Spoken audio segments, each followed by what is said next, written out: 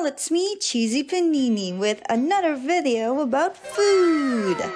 As you can clearly tell, I'm still craving for things and it looks like you guys are too, judging from the comments I got from the previous video. So today I'm gonna be building and talking about one of my most heavily craved desserts, cake. There's this one cake I've been craving for months. I don't know what triggered it, but at some point I just started thinking about Red Ribbon's Tiramisu Meltdown. It is a layered cake of chocolate chiffon and cream cheese filling, dappled with a hint of coffee liqueur. I'm not really a big fan of coffee, but when used for sweets in this way, I kinda like it because it enhances the flavor. For this build, I'll be using deep orange paint instead of brown because for dark colored items, deep orange actually turns it into this deeper, richer brown color. I start off by making the main circular shape of the cake and the wall sections with silly green balloons. I gotta be honest, this part was kind of tricky to do in Terraria and it took me a while before I was happy with it. One important tip for making curves like these is to place blocks in increasing or decreasing length or number of blocks in order to avoid making the blocks look jagged. After we've made the circle, it's time to cut a slice by making a diagonal line through it like this. This way we can display how the cake looks like inside. I've been looking at several pictures of Tiramisu Meltdown and they have different interiors for some reason. This one had 3 layers while this one had 2, but has more cream in the middle. But for this video, I'll be going with the second version. For the delicious moist and spongy chocolate cake, I used granite walls and granite blocks for the bottom part. For the cream, I used frozen slime blocks painted white. For the top part of the cake, which is made up of heavenly chocolate icing, I used silly green balloon walls and later actuated the block versions of it that I used for the outline. For the creamy white icing of the cake, I used white painted diamond gem spark walls. I don't know when my obsession for this cake began, but I recall seeing this cake in various birthdays. Some mine and some from other people's. Sometimes we'd even buy this cake just because we want cake and not because of any particular occasion. Red Ribbon has basically been a staple for us and this cake is one of the cakes we used to order often. Now that we have the main look of the cake, it's time to decorate.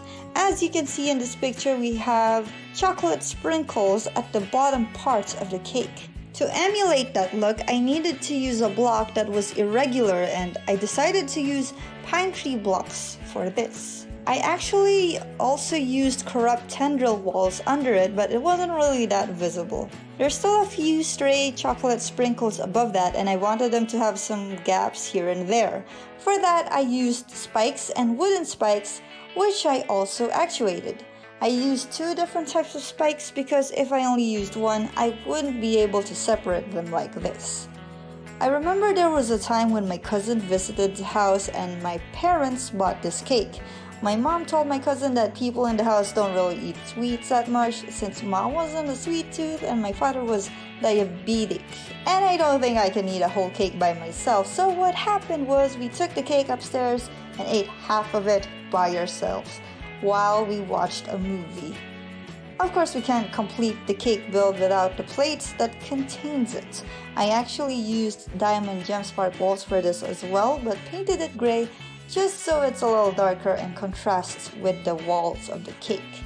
To make it look like it has a little bit of thickness, I used crystal blocks and granite columns painted white. The top part of the cake has these chocolate swirls by the edge and the shape sort of reminded me of granite sofas. So I placed some echo blocks so I could place them without anything distracting below it. I painted sofas brown instead of deep orange for this because it looked a little too orangey if I used a deep orange. And there you have it, Red Ribbon's Tiramisu Meltdown. Honestly, I could order it now, but I want to make purchases like this sparse while we're in a house hibernation party, so maybe sometime in the future. Besides, there's actually a second cake that I'm also craving that I have not had in a really long time.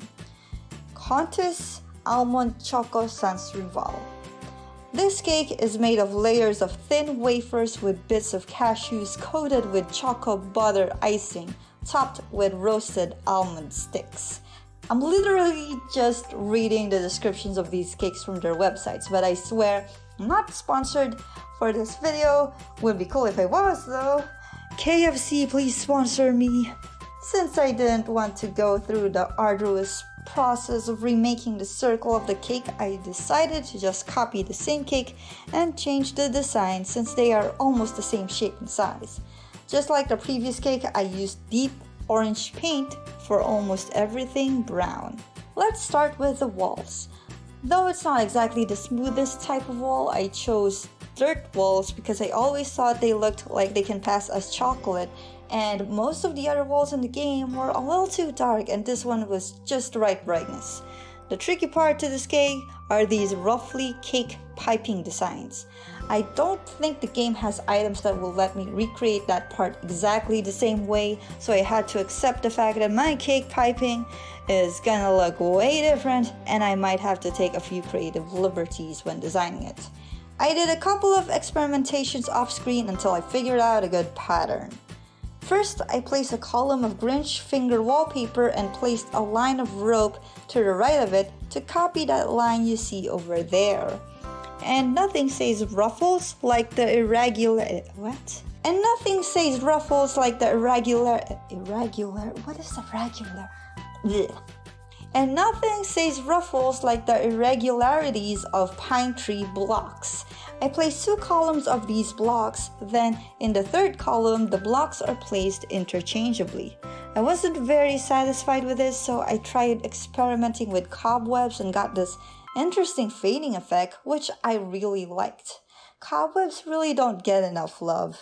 So let me tell you a little story about my experience with this cake.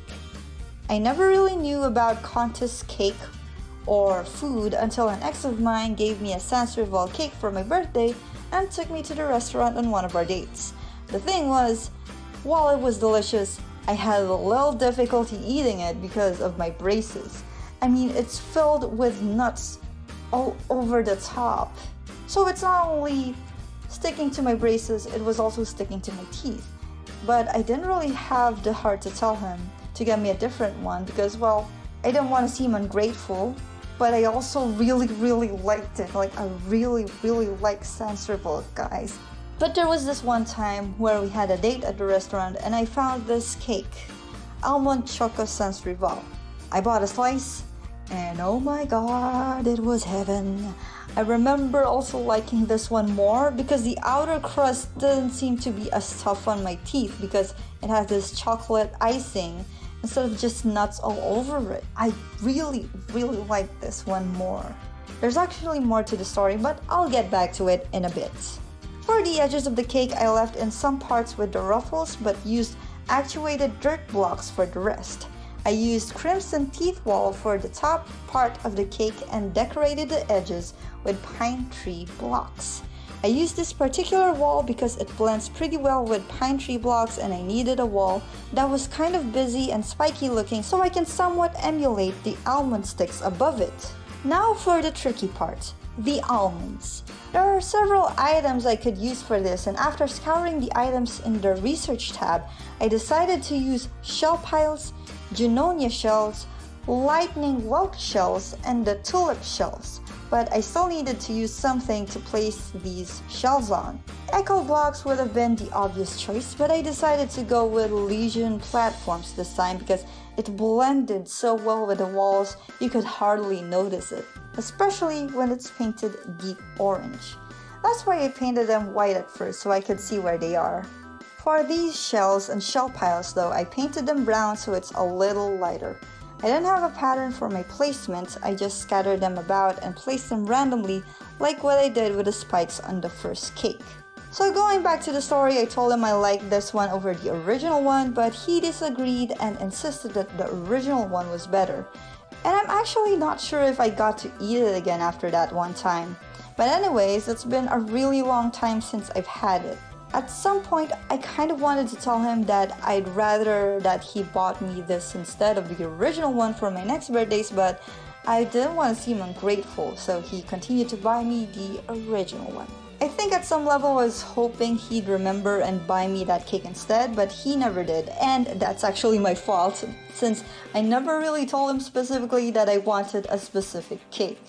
Being in this house hibernation party kind of makes you reminisce and think a lot about things you probably wouldn't think about in a regular day when you're busy at work or just outside taking in the view of the bustling city of Metro Manila. Remembering that cake made me realize, why did it take me so long before I thought of asking for that cake? I've had a couple of boyfriends after this guy and even more birthdays after that, and we've bought cakes from contests as well, but I never told people, hey, I actually want this cake. I could have asked my family, or I could even buy it myself. I mean, I've thought of it a bunch of times, but I never did. I don't know why.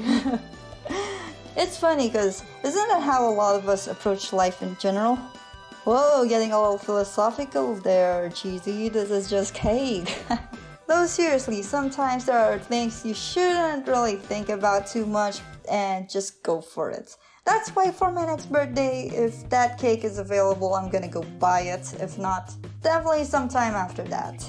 Okay, we're done with the outer walls. Time to make its insides. As you can see, the cake has 4 layers. The top and bottom part are wafer layers with cashews, and the middle part is, I think, also a wafer, but a little more spongy. In between each of them are really thin lines of chocolate. For the top and bottom part, I used sandstone blocks, and for the middle, I used red stucco. I made the middle layers 1 block shorter than the outer ones. To make sure that the chocolate layers in between them are thin, I made sure to hammer the top part of each layer, except for the first layer.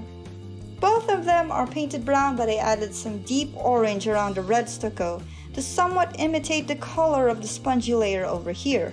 Now I wanted to make the top and bottom layers look like they had bits of cashew in there, and I decided to use sturdy fossils for that. The thing is, it doesn't really merge with sandstone at all, which is both a good thing and a bad thing.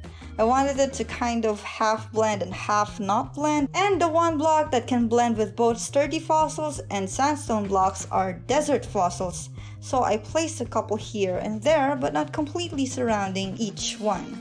Still, it didn't feel quite done for me, and I didn't have enough of that wafery texture, so I added some hardened sand blocks in the mix and painted the edges close to the middle layers with deep orange paint. And there you have it, Contis Almond Choco Sans Rival.